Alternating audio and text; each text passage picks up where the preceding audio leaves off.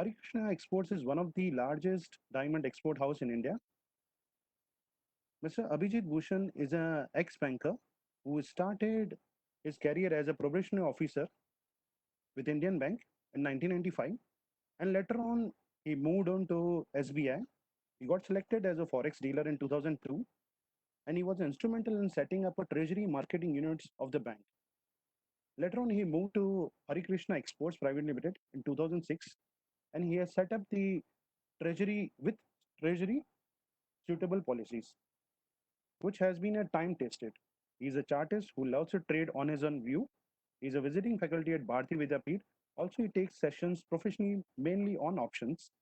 Apart from this, he is a good reader and he travels a lot. And he is a people's person and loves to interact with all. Now, I request my colleague, Mr. Panakin, to begin the session.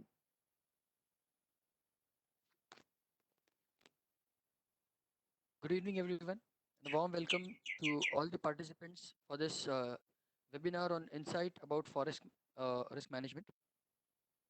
Today, we are here to discuss about BSE and how one can hedge their positions on currency derivatives at BSE and how what value proposition does BSE brings in for the actual stakeholders and the importers or exporters. Anil, next.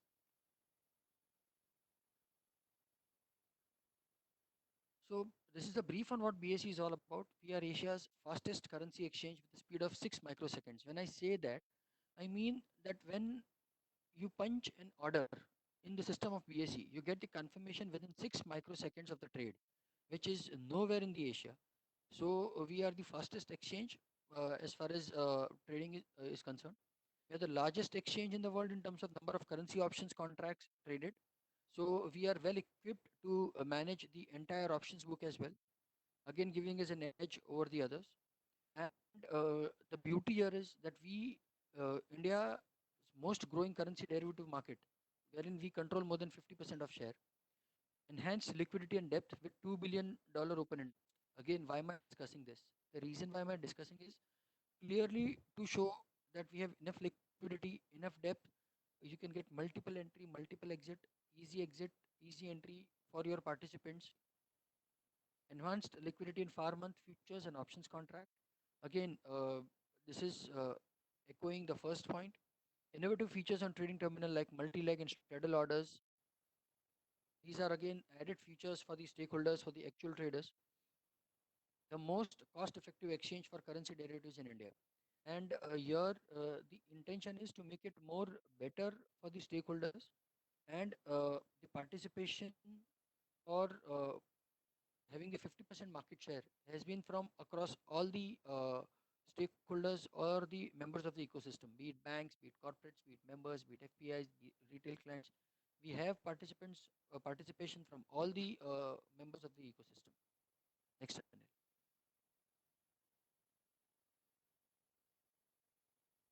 So this is a brief again on BSE currency derivatives. We were the last entrant in terms of launching the currency derivatives. So we launched our currency platform on 29th November 2013, and the daily average turnover of the currency segment right now is around 27,500 crores for the last year, from 550 crore in the first year of the operations. So as per the current data, we have around 40%, 41% of the market share, but it keeps on varying because of the volatility. BSE had launched its weekly USD INR futures and options contract on 30th July 2018. Again, we were the first ones to launch the weekly futures and options contract. So here, the intent is very clear to develop and to evolve with the evolving markets and to try and to give the stakeholders the best that we can. We take pride in saying that we are the most cost-effective exchange for currency derivatives in India, and that's the reason why we are the exchange of the choice. So currency segment product offerings, currently we offer products to be traded in USD INR, Euro INR, GBP INR, JPY INR, Euro USD, GBP USD, USD Yen, and weekly contracts. Uh, Currently the trading is only in USD INR. Next, Anil.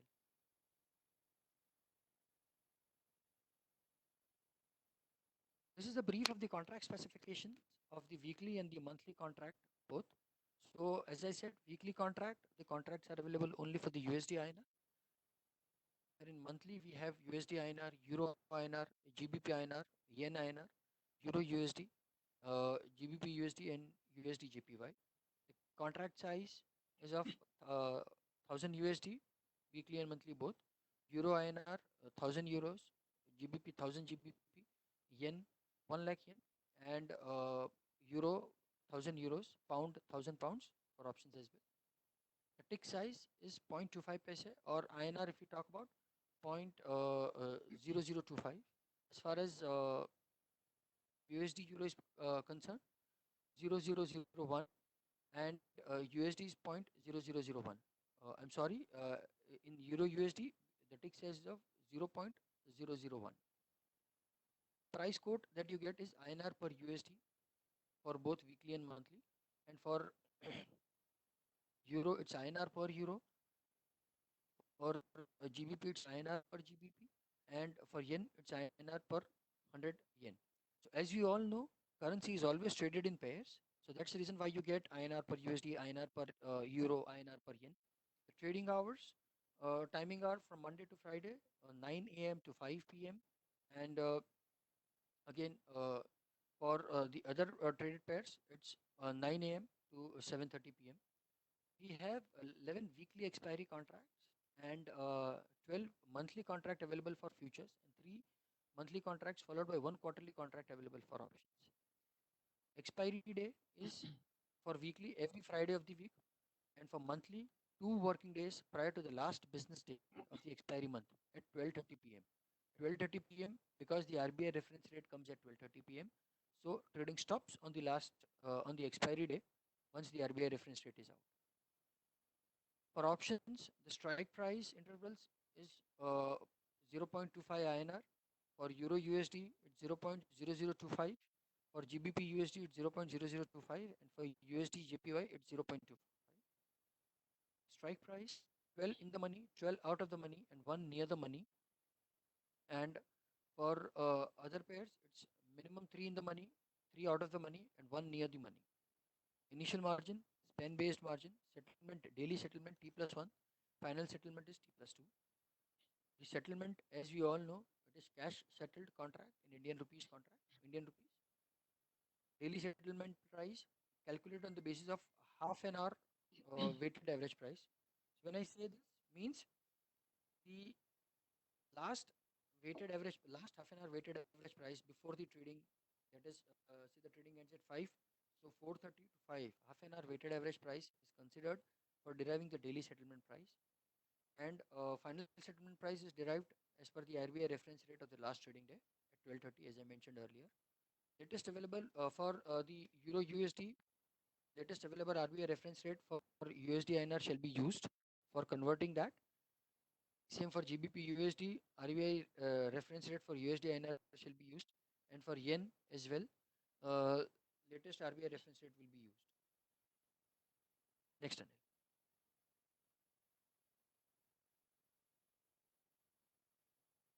So here is the crux why one should go for exchange traded derivative currency derivatives versus the OTC or the banks. The difference is exchange offers you standardized contract. So the contracts might look smaller to everyone, but these are contracts which are designed for each and every stakeholders. So the smallest of the corporate or the smallest of the participants can also come and hedge his positions. Vis-a-vis OTC, the price dissemination varies across clients, and it differs from clients to clients depending on how big the clients are. Documentation, only one time KYC is supposed to be fill in and to be made in. Vis-a-vis OTC, underlying documentation is mandatory. Entry and exit, it's seamless, hassle free uh, in terms of entry and exit for the exchange traded currency derivatives. Vis-a-vis OTC, there is deduction in premium and penalty charges while closing or cancelling cancelling any contract, and there is a limitation also on rebooking of the cancelled contracts. So here the contract can be cancelled at any given point in time during the life cycle before the expiry or during the expiry as well. Next, Anil.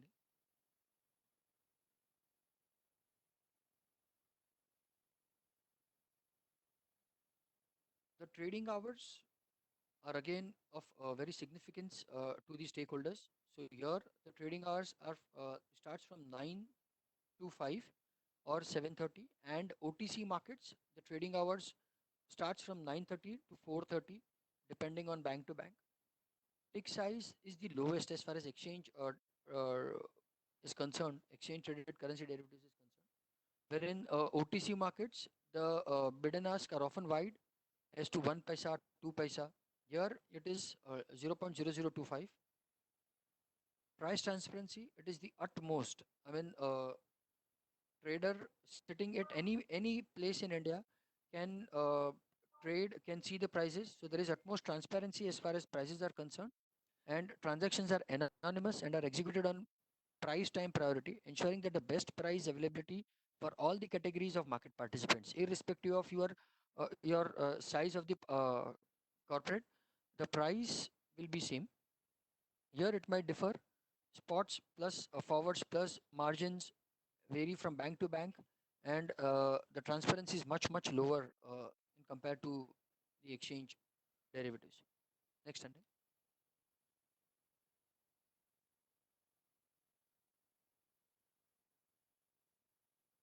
So the mechanism for settlement or the trading is a predefined mechanism which is very inbuilt, and the paying and payout of funds is done seamlessly on daily basis. Vis-a-vis in OTC, the mark to market is periodical task and usually done on request. Here, irrespective of your position, the mark to market will be settled on a daily basis. Accessibility, the online process of exchange ensures instant execution, as I said earlier also.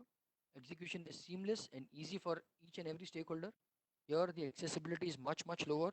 So you have to call the dealer, the banker, and trade, and accordingly, there is much opacity in terms of the accessibility. Transaction cost, it is the lowest, and OTC, the bid and ask spread is the highest. Options contract, if one wants to trade exchange traded currency derivatives, no documentation uh, uh, is specifically required for options contract. In OTC, the documentation is very stringent with lots of restrictions. Next, Anil.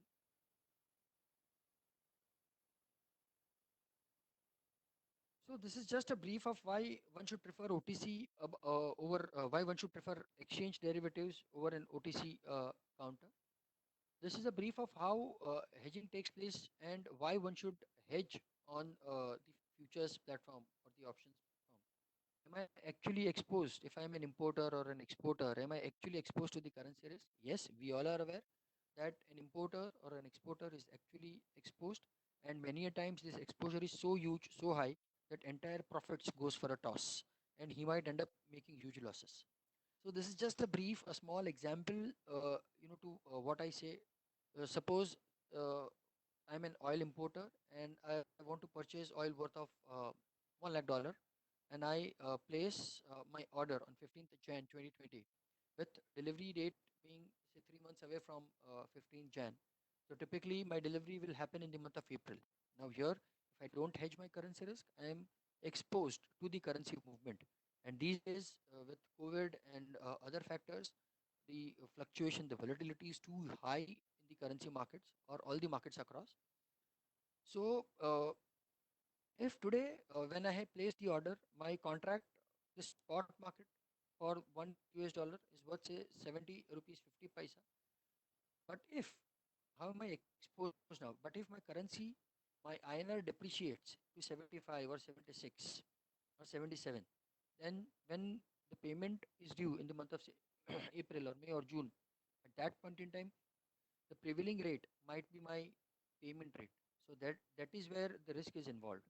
So one can hedge the currency risk at the same time when one places an order, or one when one enters into the trade, and depending on the tenure of the contract, the tenure of his purchase or sale, he can execute the trade and move out of the risk. So if in the example, if the importer has not hedged his position, he would have suffered a loss of 6 lakhs 50,000 rupees, which is huge. What I'm trying to tell you is that अगर मैं अपना risk hedge नहीं करता, मैं सोचता हूँ कि currency की मूवमेंट अब तक मुझे प्रॉफिट दे गई है बट आगे भी मुझे प्रॉफिट दे जाएगी, तो ऐसा कोई ज़रूरी नहीं है।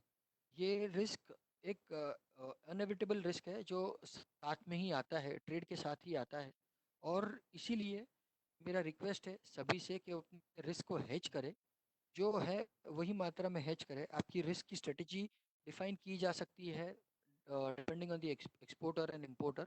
उसके लिए we can have mister Abhijit view on this as well, because he's a veteran in the industry and has been in the industry for quite a some time now. So he will throw more light on it. But what my urge or request to each and everyone is that we should hedge our risk, the currency risk, be it be whatever the quantum is. Next. Now, this is the crux of what BSE brings in at the table when we compare it with the competition exchanges or the other exchanges which are there in the ecosystem. So there is a small comparison between BSE, NSE, and MSCI, which are the three exchanges which offers currency derivatives. As one can see, BSE offers the lowest transaction charges. So 22 rupees per crore is what BSE charges. NSE charges 90 rupees per crore, and MSCI also charges 90 rupees per crore. So this is the benefit of competition. When you have competition, the stakeholders are at the benefit. ज़्यादा से ज़्यादा फायदा stakeholders को होता है, and there is a huge saving in terms of the trading at BSE when one trades at BSE. So if I consider trading for one lot at BSE, stakeholder is saving 1 rupee 97 paisa, which might look very negligible, but when you compare the same for 10,000 lots, which is like a very normal practice, the saving turns out to be huge, 19,735 rupees. And if the same process is continued for 1 year, the benefits is humongous. The benefits are humongous. I mean, it is 27,000 almost, 27 lakh rupees almost for a year. So again, what I'm trying to reiterate or what I'm trying to tell you is that the savings are huge, and this is the benefit for the stakeholder. So your hedging risk, your hedging cost is minimized when you minimal when you hedge your position on BSE. Next, Anil. So this was a brief on BSE currency. Similarly, we have launched USD INR and INR USD pairs also at our Gift City Exchange, India International Exchange INX. There, the stakeholders can get more benefit by extended trading timings, no transaction charges, and there are various other benefits that one can enjoy. So for that also we are accessible, and you can reach us out at the below mentioned contacts. My colleague Anil's numbers, the details are there mentioned, and in case of any queries, any doubts, we are here to solve it. Thank you very much.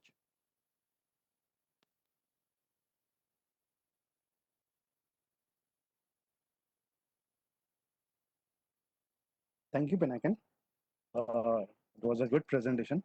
Now I request Mr. Abhijit Bhushan to share his thoughts about insight about the forex risk management. Over to you, Abhijit. Thanks, Anil. Thanks, Pinakin. Thanks a lot, BSC, for this opportunity. A very good evening to all. Today is the occasion of Eid. Eid Mubarak to everybody. We need God's blessing at this point of time when we have COVID and other problems glaringly staring at us, and we don't know what the future lies for us. So I am here to talk about basically forex market and how it functions and how you can basically use the market. Some knowledge I'll try to impart on it. So I would mostly use English, and in between I'll use Hindi also. I have been told to use mix of it. I hope it is okay with everybody. Any questions if you have? I know this can never be a one-way thing, but I have made it very simple. I will take ample pauses in between so that you can think over what I have already said and come out with your questions. You can send your questions to Anil, and from there it will come to me and I'll answer the questions specifically. but we cannot allow, this session in everybody to speak. It becomes very chaotic. So now I would have liked personally this session to be a session, interactive session, but looking at the webinar problem, will make it a one-way traffic. But you can always ask your questions now also, and I am available all the time. My email ID or coordinates, I'll ask Anil to share with you all. If anybody has any doubts later on, also can come back and talk to me, and I will try to solve the problem. Sir, we request participant in case if you have any queries, you have a chat box available. You can type your query and then we'll respond it. Yeah, thanks, Anil. You're welcome. So I'll not assume anything. I will not assume that people know something and people don't know something. And I'll cover some of the basics also. And if you know them already, please bear with me. I think that once we get into the flow and we understand, where I'm coming from, then you will be largely more benefited. So I'll just, without assuming, I'll start about the basics of the Forex market. So foreign exchange is the simultaneous buying and selling of the currency, one currency for another. This is what foreign exchange is all about.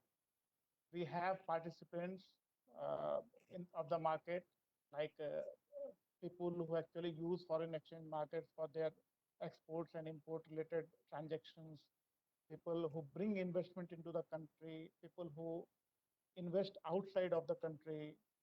Then there are people who are there to speculate in the market, traders.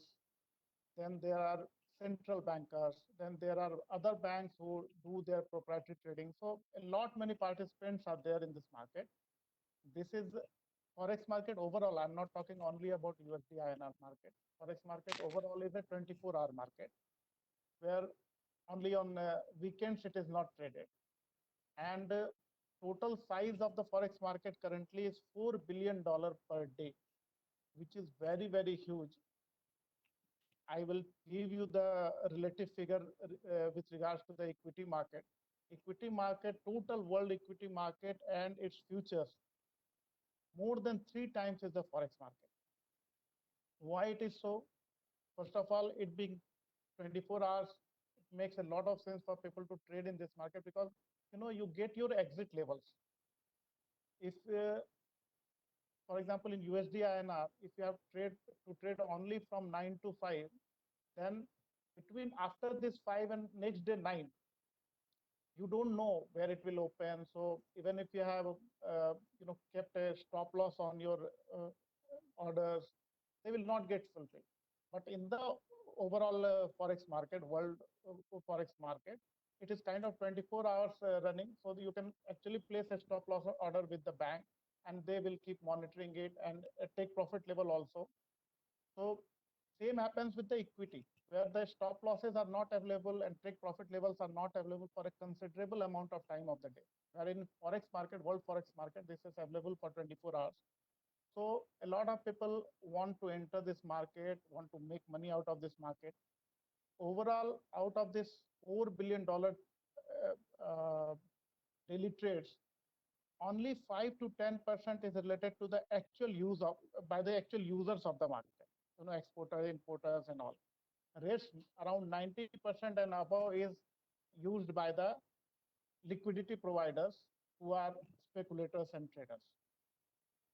So another advantage with Forex market, why people want to be in Forex market, is very low bid and offer price.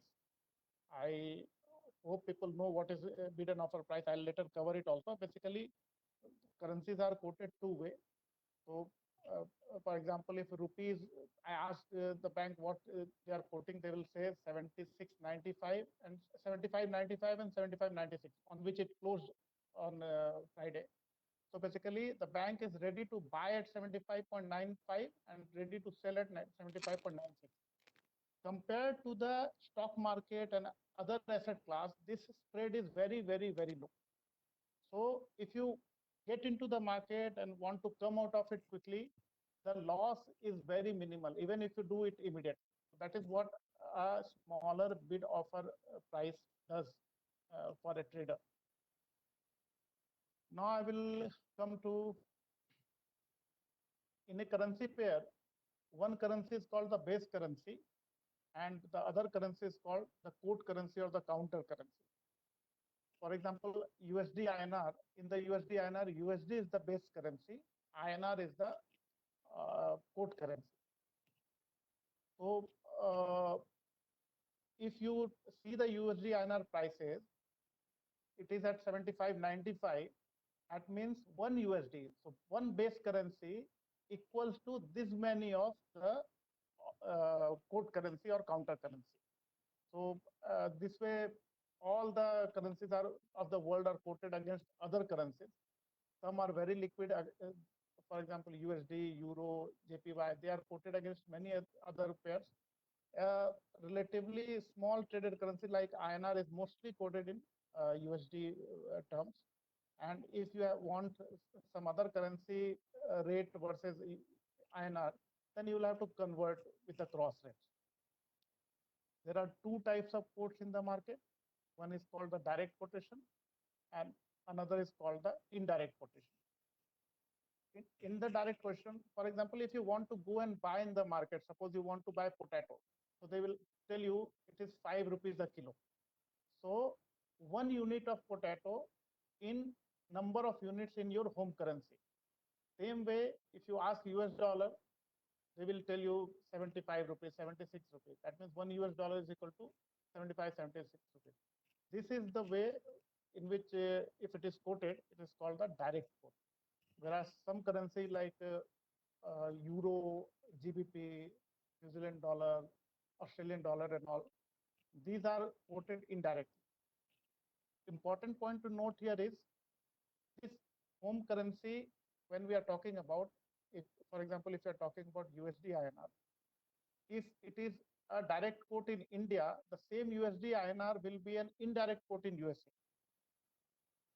So their home currency, INR will be quoted in their, not in their home currency, but the reverse way. So this is called the indirect quote.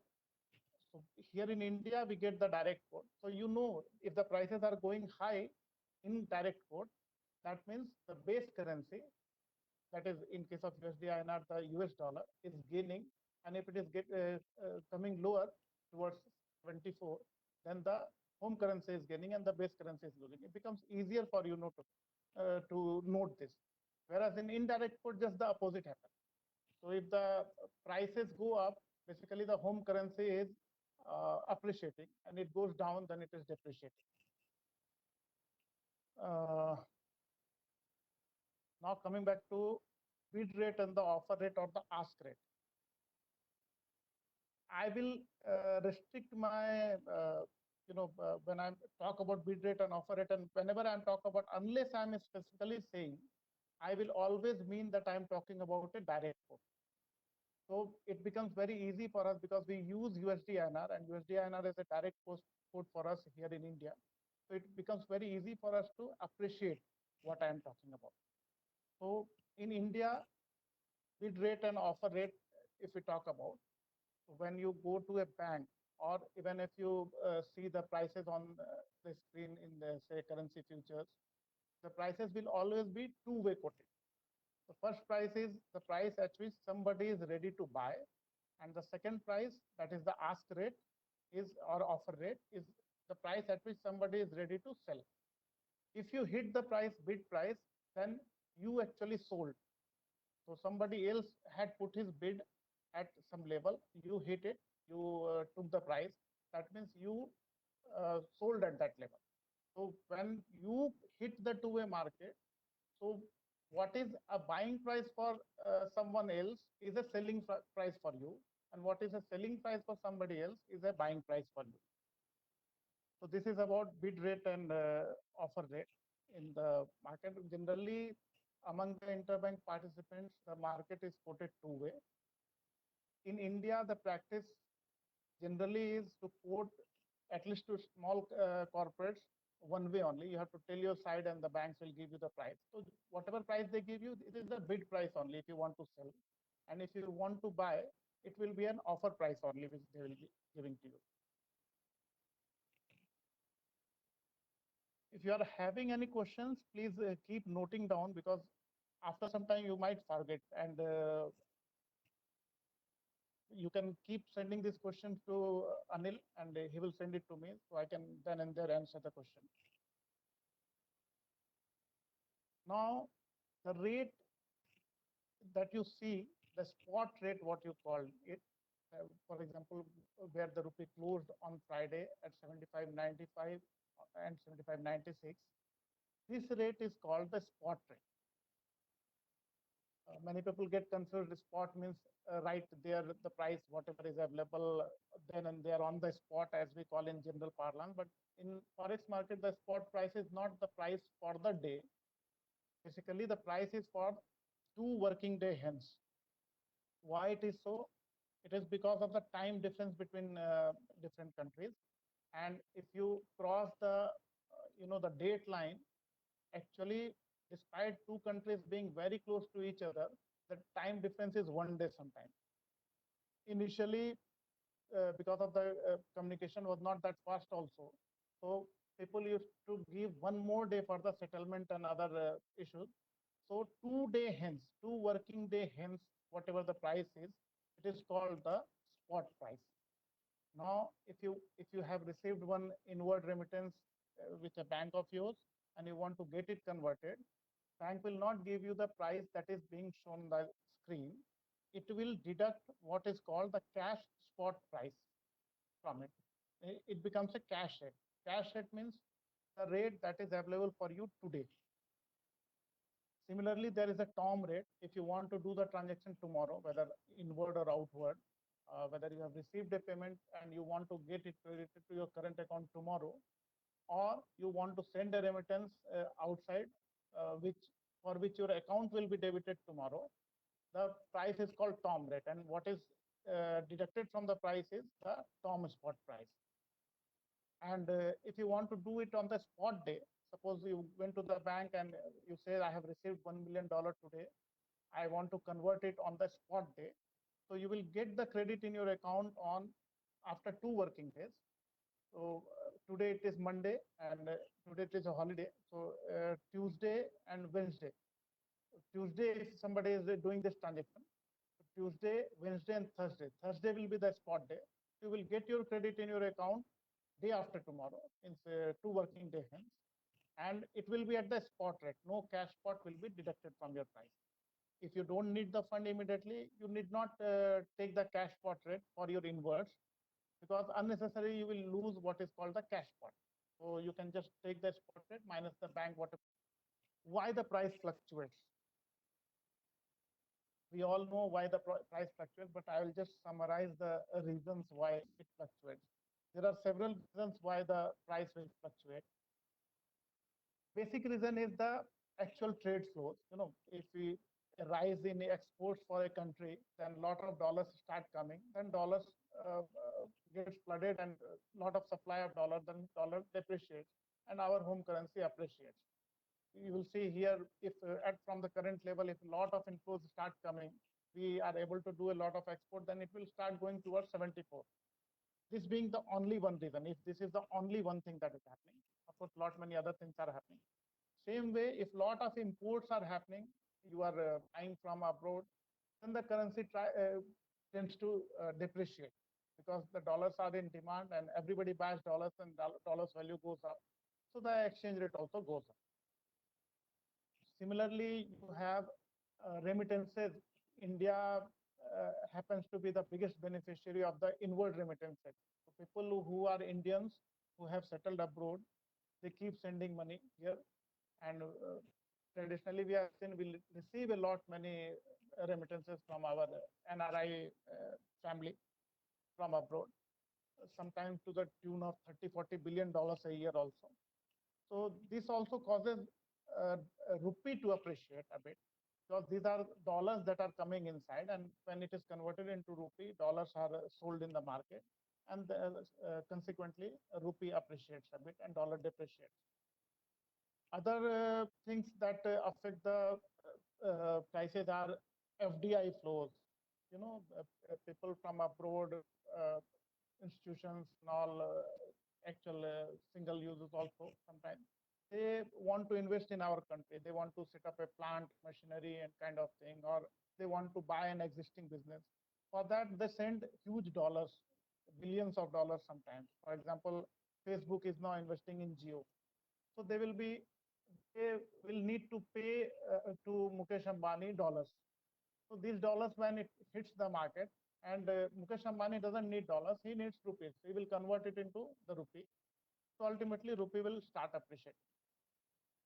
Uh, FII flows are these are relatively lower tenor, inflows. FDIs are for a big tenor like 10 to 15 years kind of this thing time frame they have. FII flows are 1 to 3 years, so they will invest in say stock markets or something. So these are also inflows also happens and sometimes outflows also happen. For example, now with COVID situation, the stock market has gone down, the investment in bonds, the FIs have taken out. That is one of the main reasons why rupee has depreciated from 72 to almost 76.50 and all. These are the uh, reasons which are the actual real reasons you can say, but there are sentimental reasons also with which the currency appreciates and depreciates. So for example, interest rate and its overall expectation, current expectations. If the currency is likely to depreciate, the interest rate is likely to go up, people who are sitting abroad, they see that they can get higher interest rate compared to their home country. So they start bringing some money here to gain on the advantage of the comparative interest rate advantage. So generally, when interest rates are on the higher side, you keep receiving money. And if the interest rates are going down, sometimes those who invested in your country because they were getting higher interest rate, now because they were started getting lower interest rate, they might not bring investment here. On the contrary, they might like to take the investment out also. Inflation is another thing which causes the currency to appreciate and depreciate. With the higher inflation, the chances of a currency depreciating is high. This is traditionally directional viewpoint of the market participants. This is very true of a currency which is not very, very liquid. USD INR is still not very liquid compared to the other majors, for example, USD, Euro, GBP and all. So here, if a majority of participants, because of whatever reason, start feeling that the currency will depreciate now or currency will appreciate now, that also causes the market to appreciate and depreciate. I will cover a bit of it in my later part of my presentation when I'll talk about speculation. So another reason for which the currency could gain or lose is expectation of the economic performance of the country. So if people are feeling that the fiscal deficit will increase or fiscal deficit will decrease, accordingly the domestic currency will either depreciate or appreciate. Political stability also plays its part on the strength of or weakness of the currency. There is a political stability in a country, the currency tends to remain a bit stronger compared to a country where the political stability is not there. Apart from all this, there is this thing called the central bank of a country. For example, in our country, it is Reserve Bank of India. So they are also one of the biggest participants in the market. They come in the market when they feel that excessive movements are happening. In our country, RBI has never proclaimed that they want to protect any levels, but they want to protect the huge volatility. So if it starts depreciating, they will come and sell dollars and see to it that rupee does not appreciate much, dollar depreciates a bit. And if they feel that it is appreciating a bit, they will start buying in the market, and consequently the market will actually, the dollar will actually appreciate or will not depreciate further, which has been the case recently. RBI has bought ample dollars in the last 6 months or 7 months, and our reserve consequently have reached to an all-time high. The problem with RBI is even though they they have kind of, we feel that they have unlimited firepower to buy or sell currencies in the market, dollars and all. It is not so. But overall, the vastness of the market is so much that they also cannot alter the course altogether. They can only try and come and stop it at the speed at which the currency is appreciating or depreciating, but they cannot alter the course of the market. One more reason for this is they intervene in the market. Suppose they buy dollars, then they need to sell rupees in the market. So if they flood market with rupees, then inflation concerns are there. To stop this, they can again issue bonds and suck that liquidity. But in that case, it starts affecting the yield also. In some quantum, they can do it and they can manage. But if it starts happening in huge loss, of course, I'm talking about tens of billions of dollars, then it starts affecting their other parts.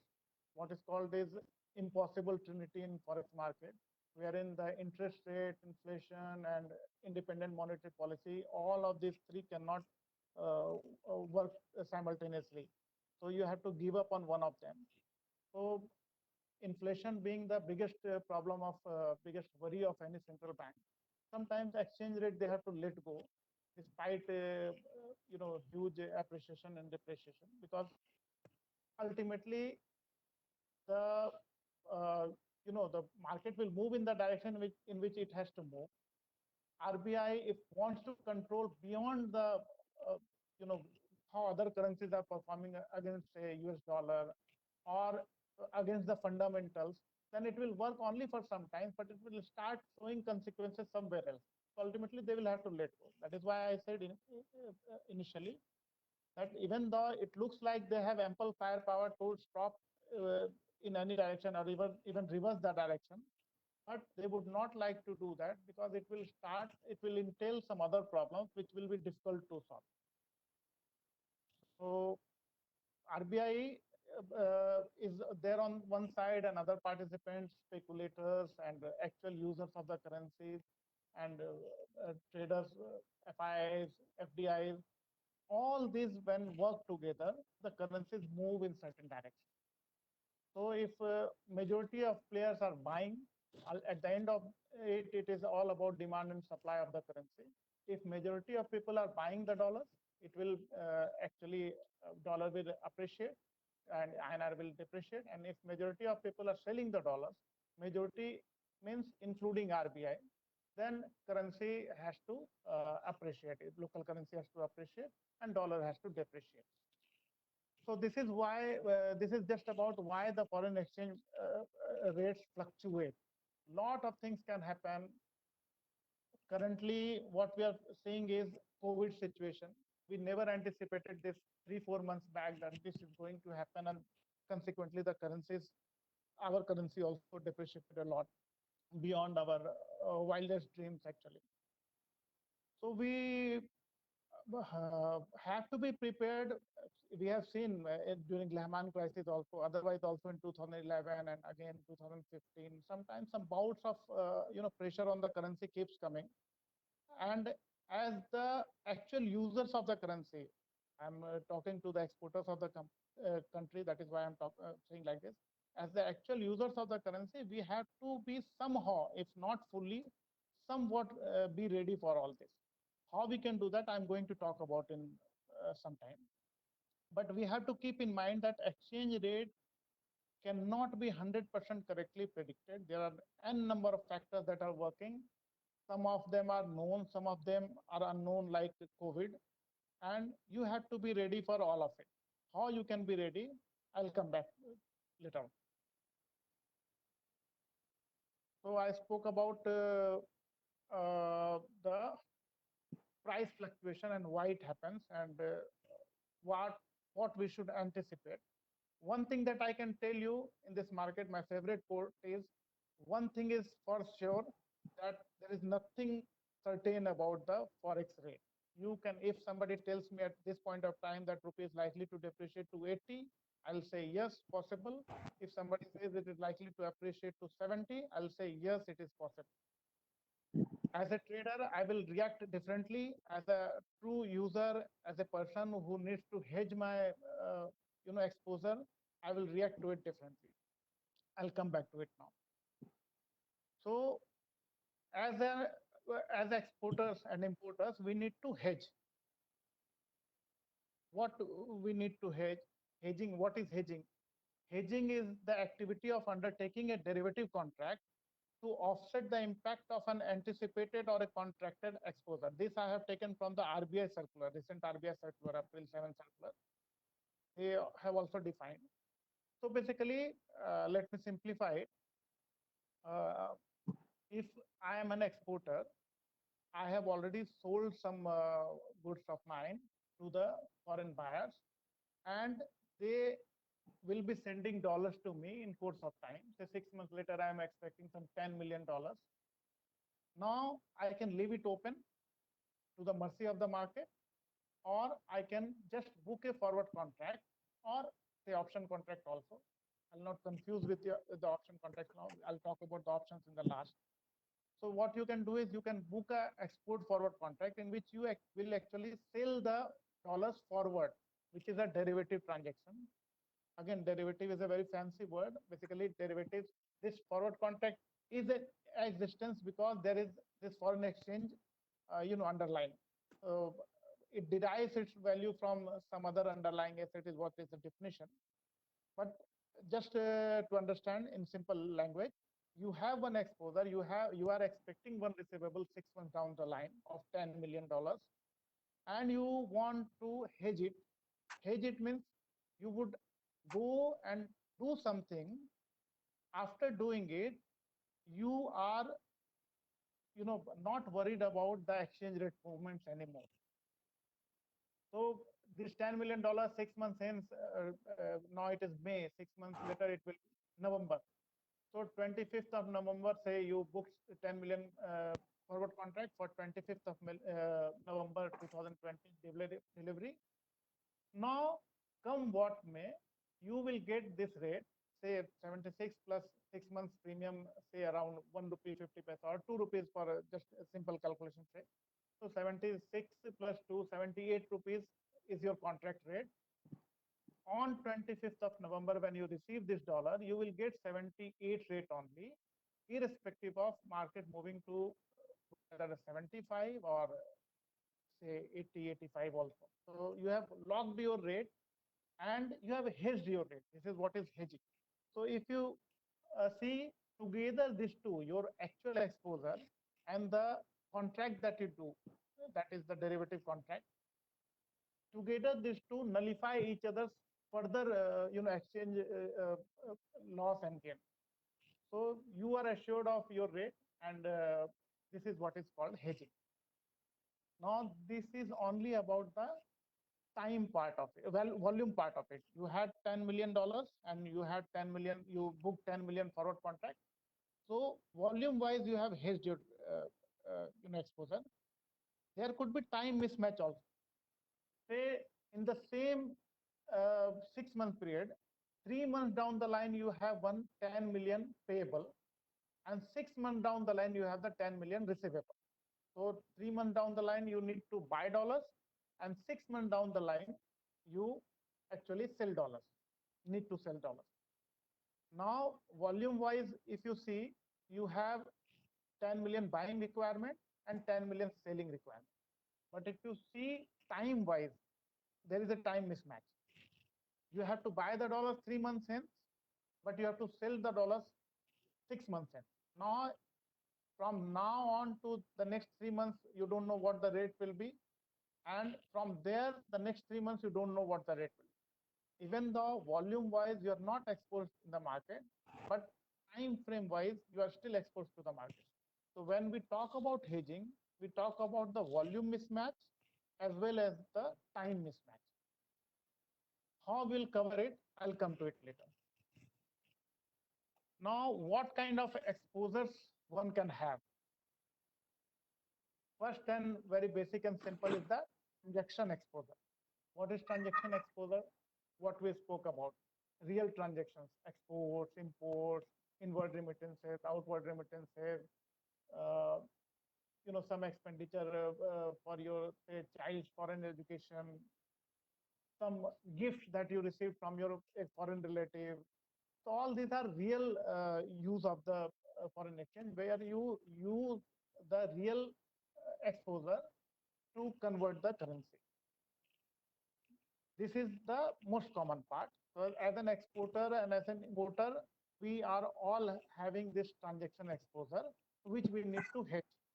Now, which we need to hedge in terms of volume as well as the time mismatch. Second thing is the economic exposure. Slightly complicated, but the economic exposure is, say, India's currency and China's currency. So you know that you have to export, but your export depends upon your export competitiveness of your currency. So if China depreciates its currency by 10% and your currency depreciated only by 5%, China has this 5% comparative advantage over you, because even if they sell cheaper, because of the cheaper in terms of dollar, I mean, because of the exchange rate devaluation, they will still get the same, higher CNY compared to you. So they get this comparative advantage. And this cannot be tackled at our level. This has to be taken at the central government level or central bank level, where they have to think how they have to keep the currencies competitive. Of course, there are other issues also involved. If you depreciate your currencies and you have your imports, then your cost of imports increases, particularly inelastic imports like say, oil, gold. Gold also to certain extent is inelastic.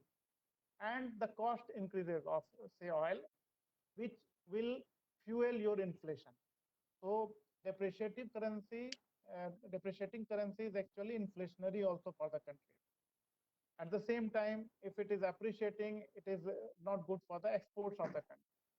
Now it depends upon where you lie in terms of your being export-oriented country, import-oriented country, your trade surplus, trade deficit status and all, where ultimately you have to decide the level of your currency as a central bank. This you and me cannot do much about it, but we have to keep in mind that this economic exposure is also there when we are talking about the currencies.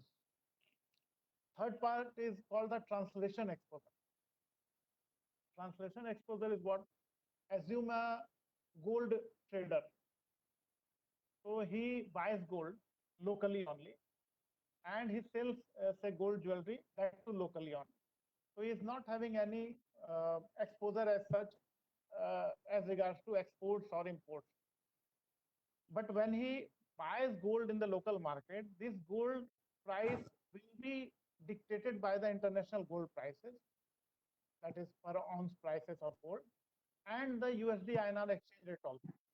So when he buys this gold and when he sells after making the jewelry, say 2-3 months time he took to convert this gold into the physical jewelry. So if the rate moves against him, he will incur losses despite being the best of the best manufacturer and low cost manufacturer and all. So he is also exposed, even though he doesn't have any export transaction, any import transaction. Likewise, we also in our general life, suppose we all have kids or relatives who are studying outside, and rupees depreciating, so our cost starts increasing. Basically, we are not exporter, we are not importer, but the cost starts increasing, and we can think of hedging such risk also. The people who are into the business in which is say gold business and all, they have no choice. Despite having no exports or imports whatsoever, they need to hedge. Of course, they can come to MCX and BSE and all, where they can hedge their dollar INR risk, or they can directly hedge their gold INR risk altogether. So this is what is called translation exposure. The person is not having any export or import transaction. He is only doing local transactions, but he is also exposed to the exchange rate risk, and he needs to hedge. Uh, Sir, Yeah, where you got a question? you have got the question? Okay. Yeah. The question is, in the view of the fall of the oil prices, Mhm. inward repatriations by experts, FDI flow, and other favorable factors, India is staring at current account surplus. Mhm. Do you think this will lead to a forward premia to reduce sharply? Question mark. How do Okay. you see import export dynamics and forest risk management thereof changing in the post COVID situation? Mhm. Should I repeat the question again? No, no. So it talks about low oil prices and Yeah. how it will cause the forward premium, whether it will cause the forward premium to fall down.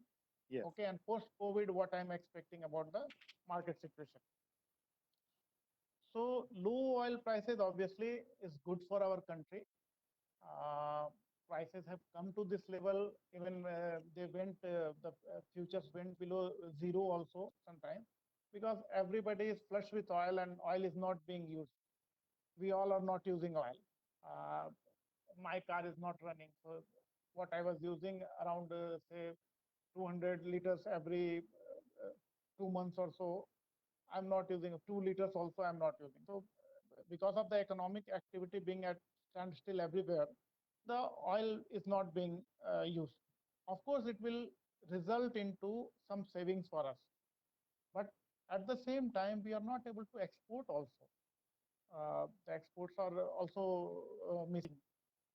So overall, all in all, will still be some. There will still be some positives about the on the trade surplus front, but the benefit will not be like the windfall benefit we would have got had only the oil prices gone down and other things would have remained there only. Moreover, in the post COVID situation, lot of dollars have actually started moving out. We have seen stock markets crashing, the bond markets also. Lot of people have taken money FIs and all. So apart from the oil gains, we have these dollar demand also in the market. So overall, the benefit will not be as high as it could have been had only oil prices gone down and the economic activity had not gone down, which is kind of impossible to think. So in my view, these prices of oil also will not remain at this level for long. And I feel $50 to $60 is the level where it can go up again and stabilize. That will happen the moment we get rid of this corona problem. So this is one thing. But again, the forward premium has nothing to do with all this. Forward premium is all about the interest rate differential between two, currencies. This will cause the spot to move up and down, surplus or deficit or fiscal deficit or trade deficit or surplus. But the forward premium moves not on this, but on the interest rate differential. So US has lower interest rate and we have a higher interest rate. That is why our currency is always at discount and dollar is at a premium. And this premium or discount price is generally the interest rate differential between the two countries. Now here in forward premium would go down here also, because we have cut the rate drastically from 6-7 times we have cut the rate, and US is there only. Say they have only scope to cut 1%. They had scope to cut 1%, which they have already cut. So theirs is zero. If our forward premium, interest rate goes down, then actual the forward premium will go down on. So it has nothing to do with the oil prices. Otherwise, apart from the interest rate differential, what works is the demand and supply trade-off also works. If a lot of buying is happening in the market in the forwards, because people are thinking that rupee is likely to depreciate, then forward premium moves up. And if a lot of selling happens because of the expectation that the currency might appreciate a bit, then the forward premium goes down. So oil prices as such has not more to do with the forward premium as such. Pinakin, I've covered both the part. Sorry, Anil.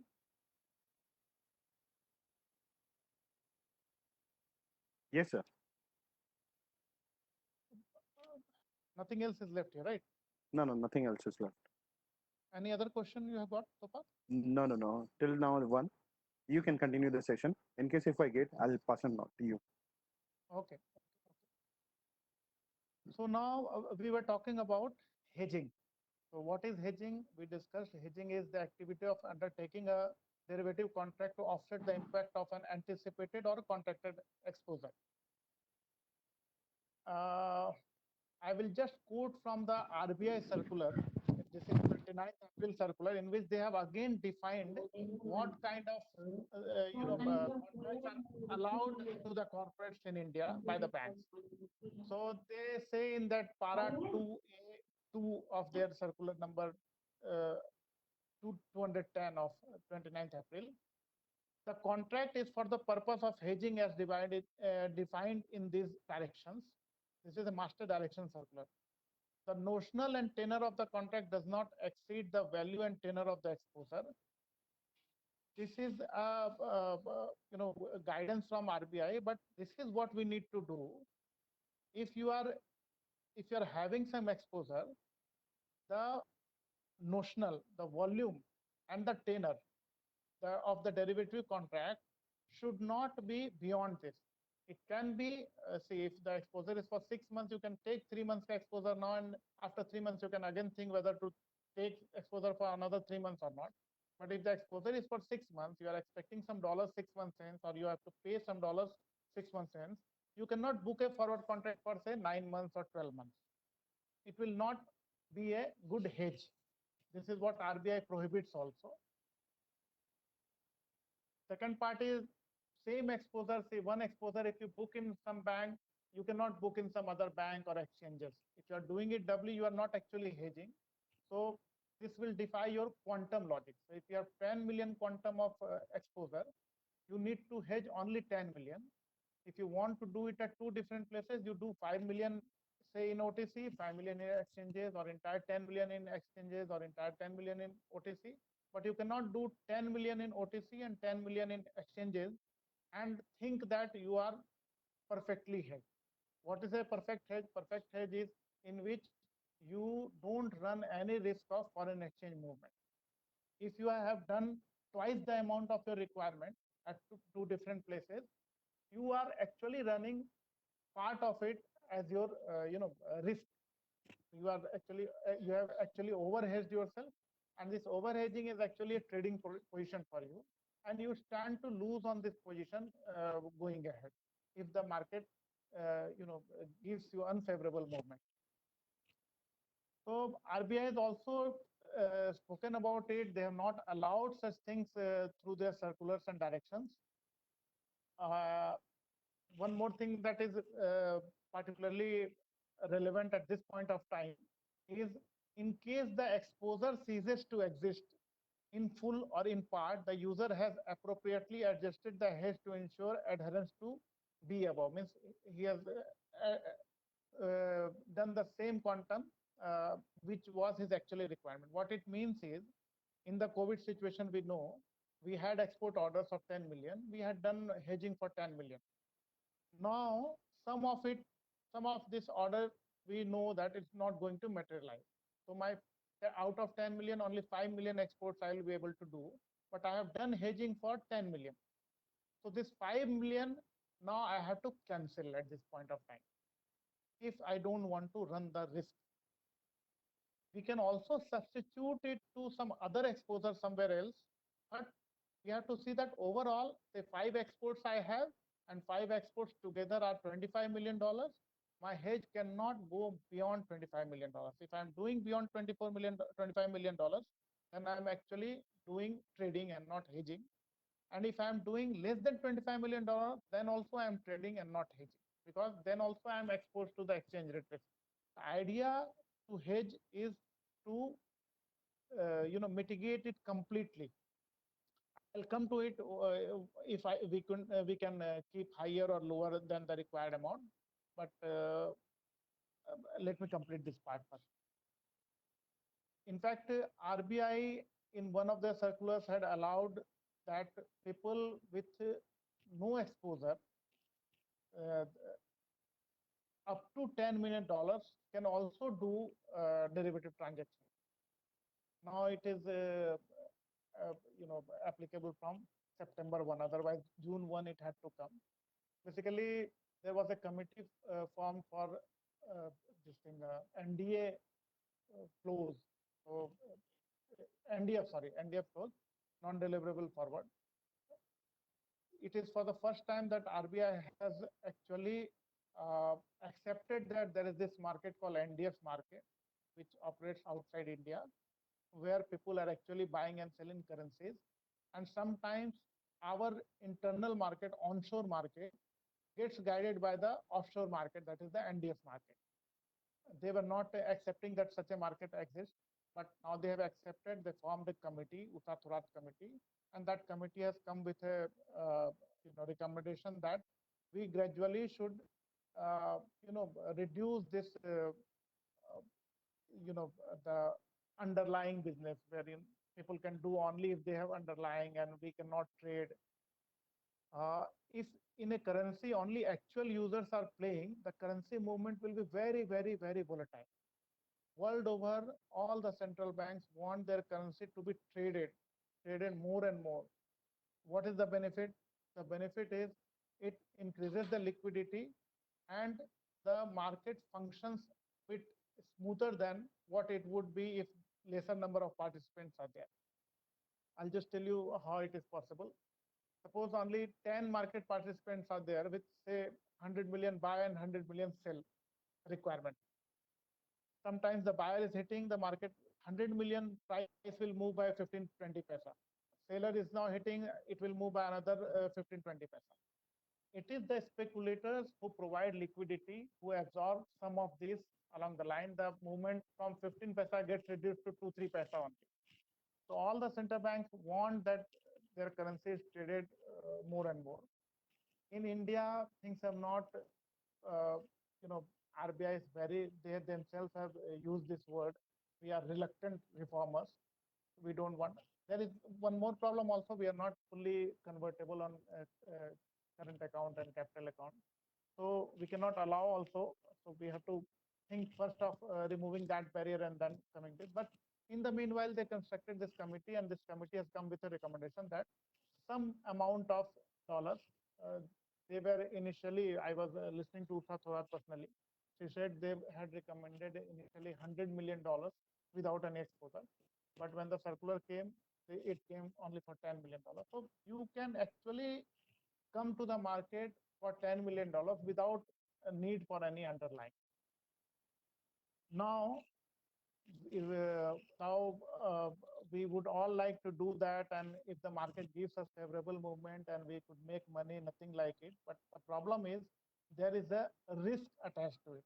If you do 10 million, you have 10 million trading position. Basically, if you are not having any actual exposure, then trading position has to be treated differently, and it entails a bit of risk.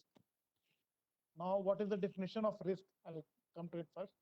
Risk is defined as the uncertainty and deviation of the outcome from what was expected.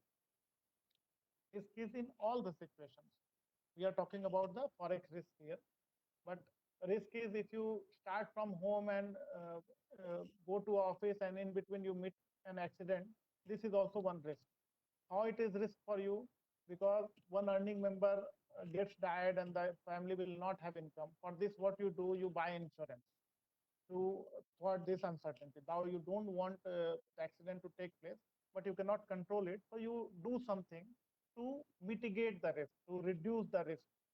Actual risk is the person dying and the family, not getting the salary that he was bringing every month, and they can actually suffer later on. Same way, the expectation there was that he will reach office and start his work, but the uncertainty and deviation from the outcome happened, and the family suffered. Same thing happens here in the forex market. You expect that currency, we all do this sometimes. We do hedging based upon our, view on the currency. I'm not saying it is wrong. I'm just saying is it has to be a very calculated decision. So you at 76 rupees, you are thinking that rupee has depreciated enough. Now I will cover all my exports and maybe some more also, 20% extra also. Rupee will appreciate and I'll make some money. I might have lost some money also in the process. But what if rupee instead of appreciating depreciates further to 78? So whatever you have booked already, say you have booked some extra also, and this extra will entail losses. 2 rupees means 2 crore rupees on 10 million. So are you ready for it? So, and the problem with us is if we are the real users of the currency, real users means we are exporters and importers, we don't have a choice on this. We will have to take a decision to hedge or not to hedge, whatever. But it has to be a very conscious decision. If we are doing based upon the view, we have to also be ready for the view going wrong. I also had a view, for example, that rupee will not depreciate beyond 74.30 or max 75. And from there, I took a view on COVID also that it will not affect India as much as it has affected other countries because India is a warm country and all other things. We started lockdown earlier, but we have all gone wrong. So all these things happen in this market. You have a risk that your view can go wrong. When you are hedging only part or not hedging at all, you have to keep this in mind that the view can go wrong and you have to be ready for that wrong. Now, how you can be ready for that wrong? So, in a COVID-like situation, some calculations have gone wrong despite years of calculations and experience also. So some of the exports didn't materialize only, and you had booked against that, so you had to cancel.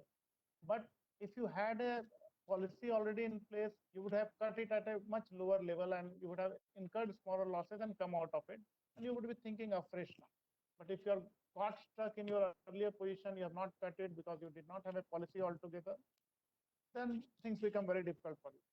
What decides how much will I hedge and how much will I not hedge in normal circumstances? So it depends upon your balance sheet, uh, strong balance sheet, how strong it is.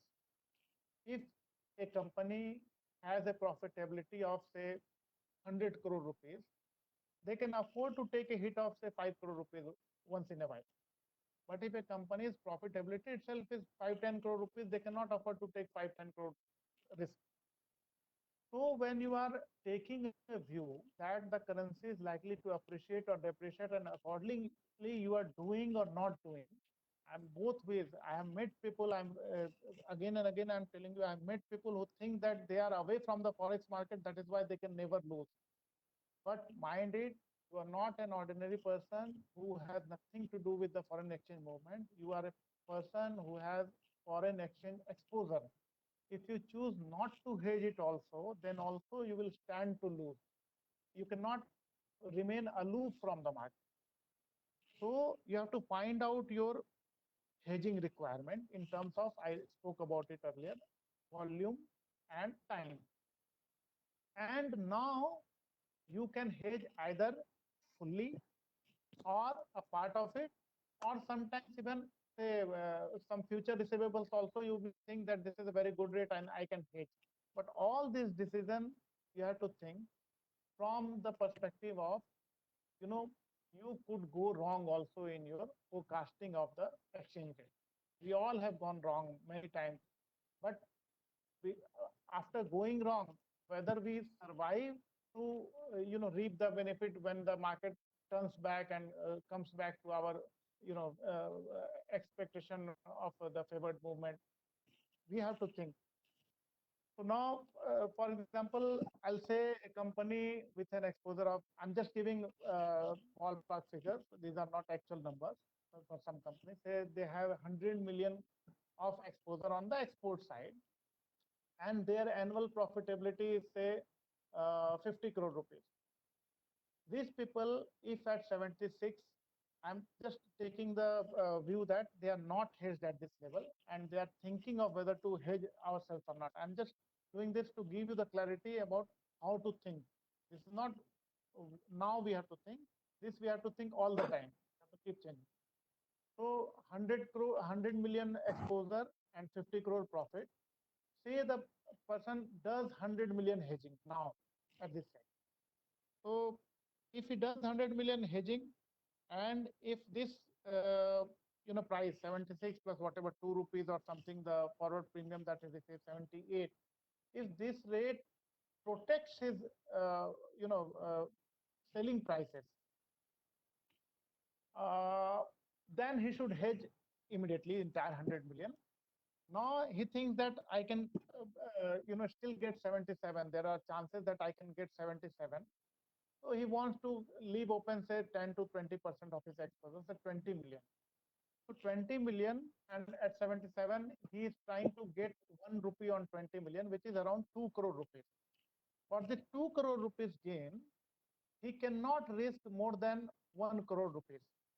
So if 76, at 76, he's feeling that I may get 77, I have this feeling that I may get 77, and I'll keep part of it unhedged, he will have to sell at 75.50 if the considering that his view has gone wrong, and he has already taken a hit of 50 paisa on 10 million, which is 50 lakh rupees, or 20 million, 1 crore rupees.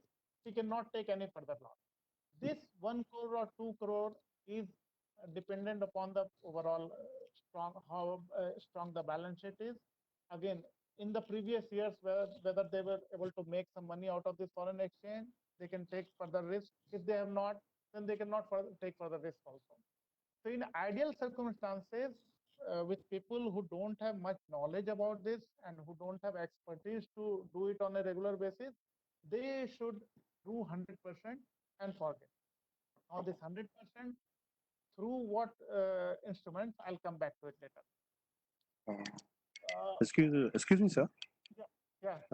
We have got a very out of the box question. I utter this question. It says if a forward deal is booked in USD INR and the remittance comes in euro, then is it possible to convert euro in INR by using that forward deal? See, even if it has to be converted from euro to INR, USD INR leg is there already. Okay. If suppose initially the person might know that the remittance is likely to come in euro, then he will have two legs, euro INR leg and euro USD leg. He would have chosen to hedge only USD INR leg, and euro USD leg he would have kept open. So this USD INR will come in handy because he will have to cancel this contract, and at the same time euro he will have to sell in the market. So he'll have to sell euros and buy dollars, and then sell this dollar and buy rupees. So sell dollar and buy rupee ka contract he has already got in the market. What he will have to do is sell euro and buy USD. So euro USD he will have to buy in the market. Sorry, sell in the market. So this contract will actually be used. Now the thing is, if he had not anticipated that the inward payment will come in euro and the original invoice was in USD INR, and later on all of a sudden, which looks very difficult to me how it can happen, actually it came in euro, then also he can utilize this contract for this euro inward payment. It can be utilized. The answer is yes.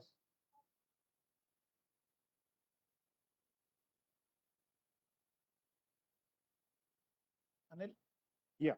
But sir, in fact, I have a question like how you will actually mitigate that euro risk?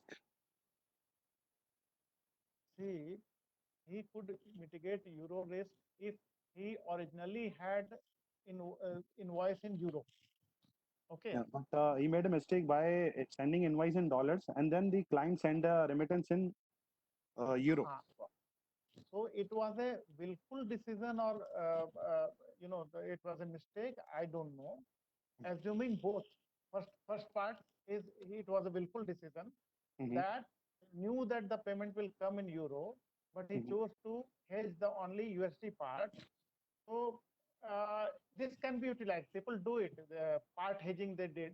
One currency they had a view that euro might go up. So when the inward remittance actually come, I'll get a higher euro. Say euro is a 1.08, and I have to sell you euro INR 6 months in.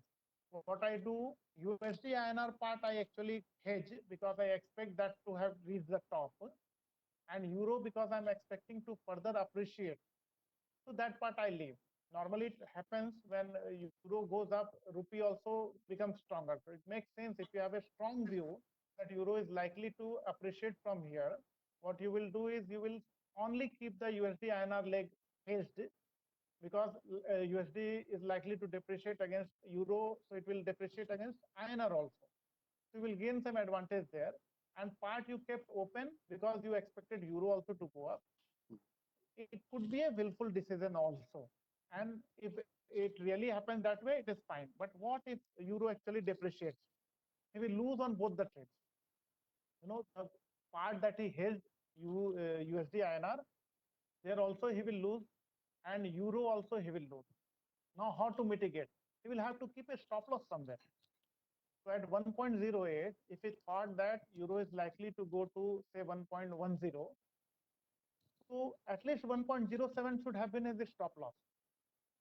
I don't know if this has actually happened, he would have gained only. When the transaction took place and when the actual delivery came, it all depends upon all that. But euro has actually appreciated in the last 2-3 months. If you see, euro has actually appreciated. He would have gained on this transaction. But if it was a willful decision, and suppose it was a mistake, he invoiced in USD and the payment came in INR. So now for this mistake, what can be done? Now you are left at the mercy of the market. You'll have to go back to your buyer and tell him that I invoiced you in dollar and now you are sending in euro. In the process, I have lost. If you have gained, you will keep quiet only, of course. If you have lost, then you'll say I have lost this much. The original agreement between us was for US dollar only, but you have sent me euro. So you compensate me for that. This is Sir, we what have can be done. Yeah. sir, we have one last question also. Uh, Mr. Sandeep Gupta has asked this: why speculative forex currency trade is allowed, and how it is adding value to the economy of the country? Now, to answer this, Mr. Sandeep, from the exchange perspective and from the stakeholders' perspective, I have to say is that any futures prices or any price that any commodity currency which is allowed to be traded on the futures derivative exchange, the main intention or the main primary reason is the price discovery and to give the stakeholders an efficient platform to hedge uh, their risk. So that is where it adds to the stakeholders, to the actual stakeholders who are affected with the price movement. So that is why the trade is allowed on the futures side or on the derivative side on the exchange. Mr. Bhushan, can you add something on this? So I have already covered part of it earlier. See, the speculators provide liquidity. If the speculators are not there, the exchange rate movement will be so wide. The bid offer price will be so wide if only the users are there. So I have already answered it earlier. All the central banks of the world want their currency to be traded freely to the extent possible. Other problems comes along with it, so that the real users get good prices. I explained to it, suppose there are only 100 million worth of buyers and $100 million worth of sellers, they hit intermittently, the price will 15, 20 paisa every say hour or so. But with this 100 million, you have speculators of around $1 billion. They ensure that with this $200 million, only this $200 million, the price movement will not be more than 4 to 5 paisa. So the users get better prices because of the speculators. Are you getting it? They provide liquidity. How the market reacts lesser if liquidity is higher. The market reacts more if liquidity is lower. So real users, if they are only there in the market, it becomes kind of a oligoplastic, whatever it is called, where sometimes the buyers will take charge, sometimes the sellers will take charge, and the price discovery will be very difficult, and the wide movements will be there in the market. Whereas the speculators ensure that out of this $100 million, say they will absorb immediately. There is some seller in the as a speculator who will absorb this flow, and the market will not move beyond 2-3 paisa only, which actually happens every day. Our market, 4 trillion market size, I already said, only 5 to 10% are the real users. Rest of them are the speculators. These speculators ensure that wide fluctuations are not there in the market. And that is why all the central banks want them to be there. This is why we have allowed now this $10 million without any exposure in India also, because all the flows were actually going to the NDF market. So we want to move that flow from there to here in India. Yeah. So we are running out of time. Can I quickly Yeah. cover the left of the part? Yes, sir. Quickly wrap it. I'll wrap it in 10 minutes now. Okay. 2 parts are left actually. Okay. So important points only, so I would like to cover them on steps of the risk management. We talk about why we cannot take risk, we have to hedge. So what are the steps involved with it? First step is identify the risk. Identify the risk means, see, you have to understand that you are doing this foreign exchange business, so you are exposed to foreign exchange risk. Even if you choose to avoid this forward market or future market or currency market altogether, this is going to do no good to you. You cannot, just like a pigeon and cat situation, you can just close your eyes and wish that this problem was not there. This problem is there with you. This problem you have to tackle only. So first identify that you have, and this is good. See, if you look at a business, you need see that these are the various risks. So some of the risks you just want to, close eye to. It is not possible. Forex risk is such risk. If you are in the business of exports and imports, and I also explained how economic exposure and translation exposure also ensures that you need to remain hedged. So you'll have to look into it. You have to understand that you have forex risk, and then second step is analyze the risk. Now analyze what? See, if a business is worth 1,000 crore and the forex risk, if you see the extremes also is only 1 crore, you need not consider this as a big risk for you. But if you have a business of say 1,000 crore and the forex risk is say 50 or 100 crore, you don't have any choice. So analyze how much can it entail the cost. It will depend upon your overall structure of the balance sheet, overall the import payables, export payables, receivables, your stocks in hand. If you combine all this, if the risk is, even with 5 rupees movement or 10 rupees movement in a year, if you are okay, the loss is not as big as it could be with somebody who's only exports or only imports, then you have to take an informed decision that I don't need to cover. I don't need to look into this market because it will hardly cost me, say, 1 crore or something. For that, I need not, block my mind space for. But if it is causing you, the exchange rate movement is causing you a considerable amount of losses, potential losses or potential gains, then you have no choice but to analyze how much is the risk. And if risk is sufficient, then you'll have to do something about it. What you do, evaluate the risk. This is what I mean. Third point is evaluate the risk. Evaluate the risk means how much losses can happen. If say USD INR moves this much, Euro moves this much, all the currency. Overall, if the losses or the margins at stake are very high, you'll have no choice but to look into it. Now, look into it means the treat the risk. That's step 4. Treat is you do some derivative transactions to cover this risk. I've already explained how volume as well as time mismatches are there, and you have to cover both of them. There are several instruments for that, but you cover, and suppose you want to cover only 80% and 20% you want to keep open. For that 20%, put a stop loss. Put a target level. At 76, I'm an exporter. I'm thinking that it is likely to go to 77.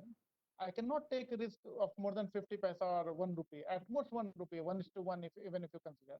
At 76, I will not apply my mind. At 76, I'm applying my mind that at 77 I'll do, but at 75 I'll not apply my mind. I'll have to do that because I cannot take any further risk. I had to take 1 crore ka risk on $10 million, 1 rupee movement. I have already lost 1 crore rupees and I don't want to lose any further. I'll cover and forget. This has to be a willful decision. And this comes to, I come to my fifth part, document the process. See, what happens is you think that nothing is going to happen. You keep some stop losses in mind and you keep some policies all in your mind. When situations like this COVID happens, you will not be able to take any decision. You will always be in the firefighting mode. So you have already analyzed your balance sheet. You know this much of risk is there with the exchange rate movement. You document the process. Document the process means maximum risk over the year, the period of whatever time frame, 6 months, 3 months, 1 year. I have to take this. For this, if this is my target, say I'm talking about say 77 is the target rate at 76. So if I'm getting 77, I'll do that and forget it. If I'm not getting 77 and on the contrary, rupee starts appreciating at 75.50 or 75.25, there are some technical levels also where the experts can guide you. That level broken, I have to do my 10 million and forget. Now I'll think about the next time. So you have to have a policy, and this says technical level of 70 paisa loss from the current level. It entails 70 lakh rupees of losses if your view goes wrong. If you get 77, then your view goes right and you actually get 1 crore rupees. Whether this 70 lakh stop loss is acceptable to you, whether you will be able to take it in your stride, in your balance sheet, is what will decide whether this amount will be 10 million or 5 million only, because I can take only 35 lakh as stop loss. It is not a negative thinking. When we talk about treasury policy, we always think about losses, because if you want to make money, no problem at all. You make money, but have a stop loss in place. Now you wanted to make how much money? Say 5 crore rupees. Can you lose 10 crore rupees in the process? What kind of risk management is that? So if you are willing to put your money on the market, you first of all decide how much risk I am willing to take in terms of the quantum of money that is that my balance sheet can afford, that my company can afford, and then accordingly you keep this open position, or otherwise you hedge completely and forget it. Sixth part is this cannot be a consistent, once you make the policy, what I call is treasury policy, and then you forget it. You will have to keep monitoring and reviewing. You will learn new lessons in new markets, like COVID market. Again, we have learned new lessons. So you have to incorporate all those changes in the future treasury policy, and you have to do something about it. What something, again, it depends upon lot many factors. We have got lesser time also. I'll just read out something that I have written here. Risk is about uncertainty. If you put a framework around the uncertainty, then you effectively de-risk your project.